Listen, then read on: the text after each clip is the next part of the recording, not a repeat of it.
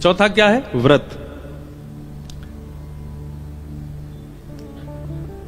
कई लोग एकादशी व्रत करते हैं ना, तो दसवीं को इतना खा लेते हैं कि एकादशी को ज्यादा भारी ना पड़े उनको, इतना खा लेते हैं। और कई लोग घर वाले भी, अरे खा लो और खा लो, कल तो एकादशी है, 2-3 रोटी ज्यादा खा लो। नहीं। और ये केवल एकादशी व्रत की बात नहीं है, ये दुनिया में कोई भी व्रत आप करते हो, उस व्रत के प्रति अगर आपके मन में ये भावना है, करवा चौथ जो होता है माताएं जो करती हैं पति के लिए, अहोई अष्टमी माताएं करती हैं बच्चों के लिए, ये व्रत भी अगर इनमें भी उत्साह नहीं है तो भी उसका कोई लाभ मिलने वाला नहीं है, उसका कोई लाभ पूर्ण होता नहीं है। सबसे बड़ी बात है, चाहे दुनिया की कोई भी आध्यात्मिक क्रिया करो, चाहे सांसारिक क्रिया करो, उसमें जब तक उत्साह नहीं होगा, एक्साइटमेंट नहीं होगी आपके अंदर, वो क्रिया उसमें अब व्यर्थ। अब बच्चा स्कूल जाता है पढ़ने के लिए, पर कैसे जाता है? रो रहा है सुबह से ही, नहाना नहीं है, मुझे जाना नहीं, पेट में दर्द हो रहा है, मैं नहीं जा रहा। वो बालक अगर रोज रोते रोते जाता है तो फिर उसका रिजल्ट खराब आना स्वाभाविक है। लेकिन माता पिता के उठने से पहले बालक उठ गया, अपने आप नहा लिया, अपना बैग लगा लिया, तैयार हो गया, वो बालक निश्चित है कि अच्छा ही है, क्योंकि वो एक्साइटेड होके जाता है। तो संसार की कोई भी क्रिया हो, आप उसमें कितनी व्यवस्था करते हैं, कितना व्यवस्थित होके करते हैं, वो बहुत जरूरी नहीं है, आप एक्साइटेड कितने हो उस चीज को करने में। तो एकादशी ये कहीं अपराध ना बन जाए, इसलिए जब तक एक्साइटमेंट ना आवे करने का तब तक मत कीजिएगा। उत्साह होना चाहिए आपके अंदर। आज एकादशी, आज तो हम खूब भाव से, आज हम एकादशी पे कहां कहां गए पता है? पूरी दुनिया तो द्वारिकाधीश ही जाती है, द्वारिका आएंगे तो द्वारिकाधीश जाएंगे, पर हमारा स्वभाव है कि हमको कुछ नई नई जगह मिले हम वहां जाएं। आज हम श्री जगन्नाथ मंदिर गए थे द्वारिका में, इसीलिए आज हमने जो है जयदेव महाप्रभु की स्तुति से ही कथा का प्रारंभ किया। श्री जगन्नाथ भगवान का प्राकट्य का मूल स्थान तो द्वारिका ही है। ये जो जगन्नाथ जी का स्वरूप आप देख रहे हैं, ये कहां प्रकट हुए? यहीं तो प्रकट हुए। कथा सबको पता है, जिनको नहीं पता फिर सुनो। यहीं द्वारिका में भगवान की सब पटरानियां, उनकी एक इच्छा रहती है कि हमको कृष्ण लीला सुननी है, हमको मथुरा की लीला सुननी है, हमको वृंदावन की लीला सुननी है। देव की मैया के पास जा नहीं सकती, क्योंकि देव की मैया ने तो ब्रज लीला देखी नहीं, वो तो कारागृह में रही हैं। द्वारिका में केवल 3 लोग ऐसे हैं जिन्होंने ब्रज लीला का दर्शन किया है। कौन? पहले तो स्वयं श्री कृष्ण, दूसरे श्री बलराम जी, और तीसरी बलराम जी की माताजी रोहिणी मैया। इन तीनों ने ही केवल ब्रज का दर्शन किया, ब्रज लीला का। बाकी यदुवंशियों में किसी ने दर्शन नहीं किया। अब कृष्ण पटरानियां ठाकुर जी के पास जाती हैं कि हमें ब्रज लीला सुनाओ, तो ठाकुर जी तो आंख बंद करके और महाराज यहां से आंसू निकलने लगते हैं। रुक्मणी जी बोली नहीं नहीं नहीं सुननी, आप रहने दो, मत सुनाओ। बलराम जी से सब संकोच खाती हैं, क्योंकि वो जेठ जी हैं, उनसे कैसे पूछें। तो बची एक रोहिणी मैया। तो सारी कृष्ण पटरानियां रोहिणी मैया के पास गई, बोले मैया हमको ब्रज की लीला सुनाओ, हमें सुनाओ ना, ठाकुर जी कैसे चोरी करते, यशोदा मैया के संग कैसे व्यवहार करते, गोपी के संग कैसे रास करते, यमुना जी में कैसे स्नान करते, सारी लीला सुनाओ ना। रोहिणी मैया बोली मैं सुना तो दूंगी, लेकिन याद रहे कृष्ण बलराम नहीं सुने, क्योंकि अगर उनने सुन ली तो बड़ी दिक्कत हो जाएगी। अब सब पत्नियां आपस में कहने लगी कौन रखवाली करेगा द्वार की। ऐसी सभा थी, उसमें सब बैठी थी। अब एक भी उठ के नहीं जाए, बोले हम भी सुनेंगे, हम क्यों जाएं बाहर, हम तो सुनेंगे भीतर बैठ के। तभी वहां भगवान की बहन सुभद्रा, सब भाभियों ने मिलकर अपनी ननद सुभद्रा को ही पकड़ा वो देखो, हम जीवन भर आपकी सेवा करती हैं, आप हमारी ननद हो, आज तक कुछ मांगा नहीं, आज पहली बार मांग रही है, मान जाओ। सुभद्रा जी बोली क्या करना है? बोले हम सब यहाँ कथा सुन रही हैं, आप बाहर बैठ करके बस ये ध्यान रखना कि कृष्ण और बलराम ना आवे। सुभद्रा जी बोली ठीक, और अगर आ जाए तो हमें संकेत कर देना ताकि कथा विश्राम हो जाए, क्योंकि वो दोनों यदि ब्रज की बात सुनते हैं तो उनको बहुत बहुत भावुक हो जाते हैं। सुभद्रा जी बोली ठीक है। बाहर द्वार पर सुभद्रा जी बैठ गई और यहां रोहिणी मैया ने सुनाना प्रारंभ किया। ठाकुर जी के जन्म से ही कथा का प्रारंभ हुआ। भगवान की सब पटरानियां बैठ के सुन रही हैं। ठाकुर जी की ब्रज लीला, बाल लीला, घुटमुन चलवे की लीला, नृत्य करवे की लीला, उंगली पकड़ के यशोदा मैया के संग कैसे चलते हैं ठाकुर जी, दांत निकर के आ रहे हैं, बेणी चोटी बना लेते हैं, बलराम जी और ठाकुर जी की लड़ाई होती है, सारी लीलाएं सब मैया सुना रही हैं। सब पटरानियां नेत्र बंद करके सुन रही हैं। लेकिन सुनाते सुनाते जैसे ही ब्रज से मथुरा गमन की लीला प्रारंभ हुई, रोहिणी मैया के नेत्र सजल हो गए, सब पटरानियों के नेत्र सजल, और केवल सजल नहीं हुए, ऐसी स्थिति हो गई कि नेत्रों के साथ साथ, अश्रुबिंद के साथ साथ तन का अंग भी पिघलने लगा। प्रेम की अवस्था, प्रेम की 10 अवस्थाएं होती हैं। स्टेज कितनी है? 10। मैं और आप सब और यहां बैठे जितने भी लोग हैं, हम लोग प्रेम की पहली अवस्था का भी अनुभव नहीं कर सकते। अगर इन प्रेम की 10 अवस्थाओं का अनुभव करना है तो श्री नारद भक्ति सूत्र ग्रंथ है, वहां पर उन्होंने इसका वर्णन किया। आज के युवा तो सुनेंगे तो हंसेंगे, और ये प्रेम है? प्रेम की वो अवस्थाएं, हम आप जो करते हैं ना संसार में, वो प्रेम है ही नहीं है, वो स्वार्थ है। उसको प्यार कह सकते हैं, उसको स्वार्थ कह सकते हैं, प्रेम नहीं है। प्रेम का कोई पर्यायवाची नहीं, प्रेम का कोई और शब्द नहीं, प्रेम प्रेम है बस। प्रेम की 10 अवस्थाएं होती हैं। उसमें पहली अवस्था, मैंने एक आध बार कथा में पूरी विस्तार से 10 अवस्थाओं पर भी बोला हूं। एक जगन्नाथ रसामृत कथा हुई थी हिसार में, वहां प्रेम की 10 अवस्थाओं पर चर्चा की थी। तो प्रेम की जो 10वीं अवस्था होती है, आज अवकाश भी नहीं है हमको कई प्रश्नों के उत्तर भी देने, और आप सबकी वेशभूषा ऐसी है कि आप सब उत्सव मनाने के लिए बैठे हो। प्रेम की अवस्था की अगर चर्चा होने लगी तो रोने लग जाओगे। यहां समुद्र तो खारा है ही, ये सत्व होटल में भी खारापन आ जाएगा, सबके नेत्र के अश्रुबिंद, इसलिए उस विषय में ज्यादा प्रवेश करना नहीं। प्रेम की 10वीं अवस्था क्या होती है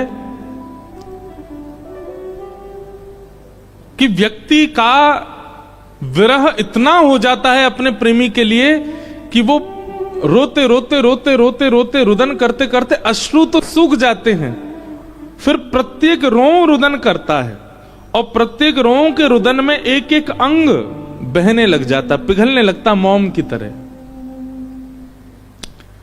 उस अवस्था में सब पहुंच गए। इतने में ही बाहर बैठी सुभद्रा, उनके नेत्रों से भी अश्रुधार गिर रही हैं और वो भी रुदन कर रही हैं।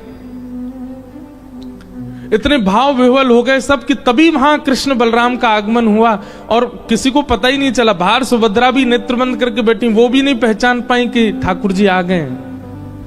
उनको रोकना था, भीतर बता देना था कि ठाकुर जी आ गए, कथा विश्राम करो, पर इतनी भाव में चली गई कि बता ही नहीं पाई। तभी ठाकुर जी ने देखा ये सुभद्रा क्यों रो रही है, और ये भीतर से ऐसे जल का प्रवाह क्यों आ रहा है। ठाकुर जी ने जैसे कान लगा करके सुना तो श्री रोहिणी मैया ब्रज लीला सुना रही हैं, और सब गोपियां रो रही हैं, सब भगवान की पटरनियां रुदन कर रही हैं।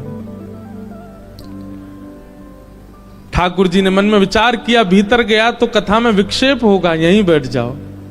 और सुभद्रा जी के एक तरफ श्री द्वारिकाधीश और दूसरी तरफ श्री बलभद्र जी बैठ गए। आप जगन्नाथ जी में देखेंगे कि सुभद्रा जी की भुजाएं ऐसे नहीं हैं। जब जगन्नाथ जी का दर्शन करोगे तो ये जो दो भुजाएं सुभद्रा जी के बगल में हैं, ये ठाकुर जी की ही हैं। एक ठाकुर जी की, एक बलराम जी की। सुभद्रा जी की भुजाओं का ऐसे दर्शन नहीं है। क्यों? क्योंकि ब्रज लीला में सुभद्रा भी तो नहीं है। जब ब्रज का भाव सुनते सुनते सुनते सुनते ठाकुर जी इतने व्याकुल हो गए कि ठाकुर जी की दोनों भुजाएं खड़ी हो गईं और मानो भगवान भुजा पसार करके कह रहे हो, अरे भैया कोई ब्रजते मेरे ब्रजवासीन को लियाओ, मेरो मधुमंगल श्रीदामा तन सुखा मन सुखा धन सुखा, मेरे नंद बाबा, मेरी यशोदा मैया, कोई उनको लेकर के आओ, मेरे हृदय से लगाए दो, मुझको ब्रजवासीन की बहुत याद आ रही है। ऐसा कहते कहते ठाकुर जी की भुजा खड़ी हो गई और यहां बलभद्र जी की भुजा भी पसर गई और तभी प्रेम की 10वीं अवस्था आई और श्री ठाकुर जी के नेत्र पिघलने लगे, नासिका पिघलने लगी, कान पिघल गए, हाथ पिघल गए, पैर पिघल गए, सर्वांगीण अंग पिघलने लगा ब्रजवासियों के प्रेम में, याद में। ये दृश्य देख करके देवलोक में हाहाकार मच गया। ये क्या हो रहा है? तभी सब देवताओं ने नारद जी को भेजा, जाइए जाकर के, कैसे भी ठाकुर जी पूरे सर्वांगीण पिघल जाएंगे, नदी बन जाएंगे, आप जाकर के कुछ कीजिए। बंधुओं एक बात कहें, परब्रह्म परमात्मा वो किसी बंधन में नहीं है, वो सबसे मुक्त हैं, बल्कि उनकी शरण में आने वाले अपने बंधनों से मुक्त हो जाते हैं। पर वो परमात्मा भी प्रेम के बंधन में तो बंधता है।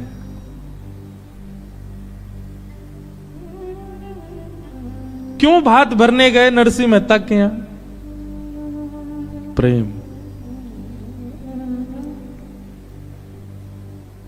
क्यों कर्माबाई की झूठी, बिना नभी धुबी, अपवित्र, अब ये कहना तो बड़ा गलत है, पर एक प्रकार से हमारी दृष्टि से देखा जाए, जैसे हम प्रसाद बनाते हैं उस अनुसार तो कर्मा की खिचड़ी पाने योग्य नहीं थी ठाकुर जी के। पाने क्यों जाते थे? प्रेम। जो जगत नियंता, जगदाधार, सबको बंधन मुक्त करता है, वह भी एक बंधन में तो है, प्रेम। ठाकुर जी का सर्वांगीण अंग पिघलने लगा। नारद जी महाराज प्रकट हो गए। अब नारद जी बोले, ठाकुर जी को तो अभी छेड़ना उचित नहीं है, ये तो प्रेम की अवस्था में जा चुके हैं। नारद जी महाराज दौड़ करके कथा सभागृह में आए और भीतर आकर के सीधे रोहिणी मैया से जाकर के कहा, मैया मैया कथा यहीं विश्राम कर दीजिए। रोहिणी मैया के नेत्र खुले, आंखें लाल पड़ रही हैं, अश्रुधार से सर्वांगीण वस्त्र गीले पड़ गए। क्या हुआ नारद जी? बोले, आप यदि कथा विश्राम नहीं करेंगे तो ठाकुर जी, गोमती जी के बगल में एक और नदी बहने लगेगी कृष्ण, एक और नदी बहने लगेगी बलराम, एक और नदी बहेगी सुभद्रा। स्थिति तो देखो।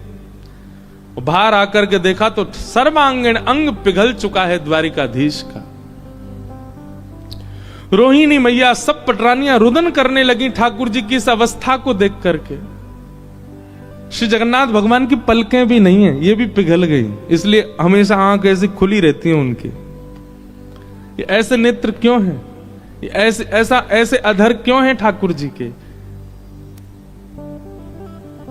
कभी कभी हमें संशय होता है, हम ठाकुर जी से प्रेम करते हैं कि ठाकुर जी भक्तों से प्रेम करते हैं? प्रेम हम करना ही नहीं जानते, ठाकुर जी ही करते हैं।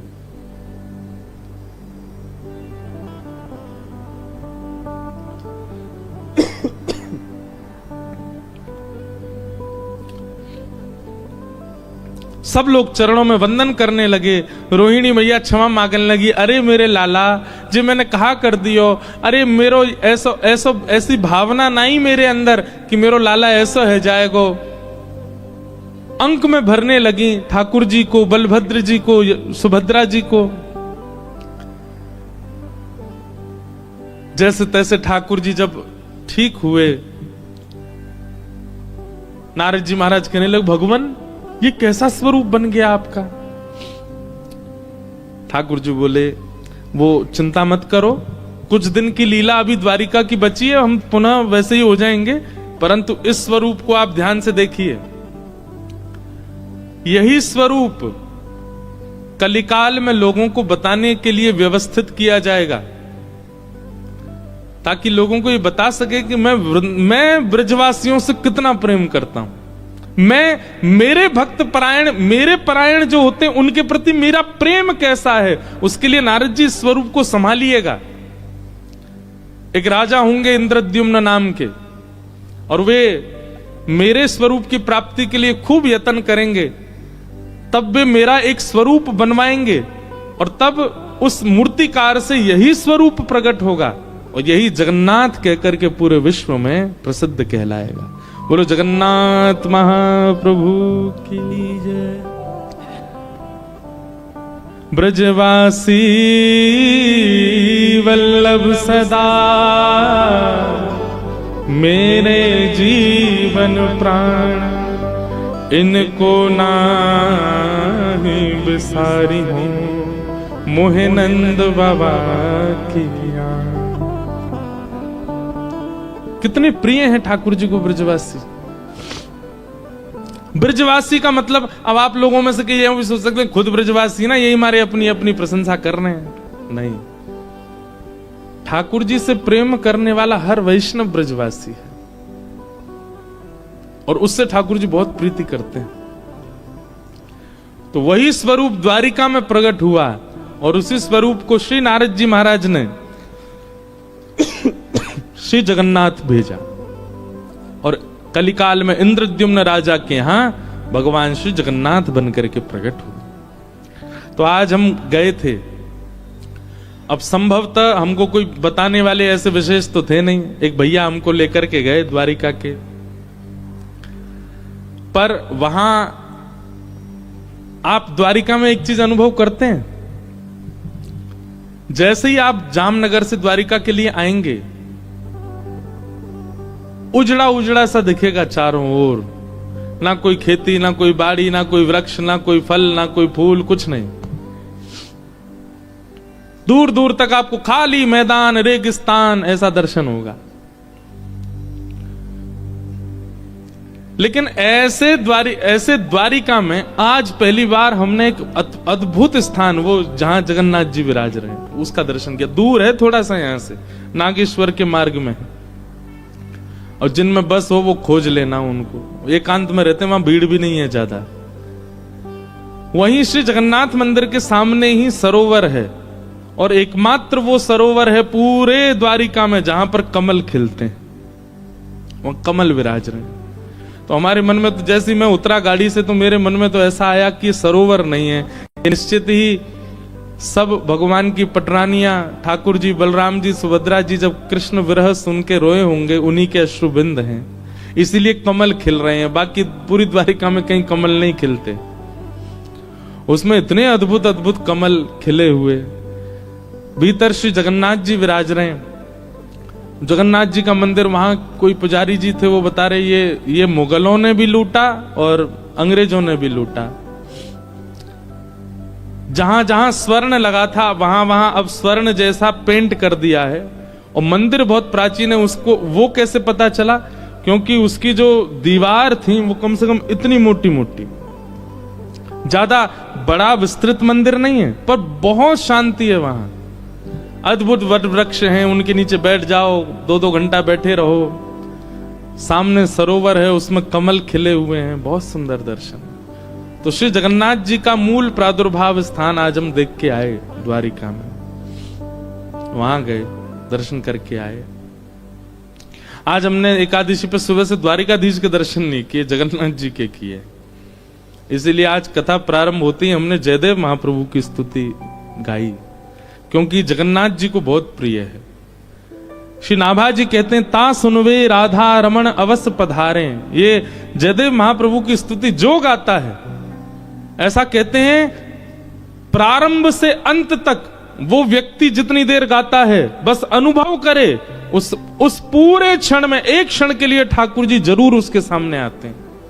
चाहे वायु के रूप में आए, चाहे किसी कण के रूप में आए, ठाकुर जी आते जरूर हैं, बस वो अनुभव करे। इसलिए आप कोई भजन गाओ, कीर्तन गाओ, कुछ भी करो, खूब आप मन इधर उधर रखो, पर जब आप जयदेव महाप्रभु का गीत गोविंद गाओ तो बहुत अनुभव करते हुए बैठिए।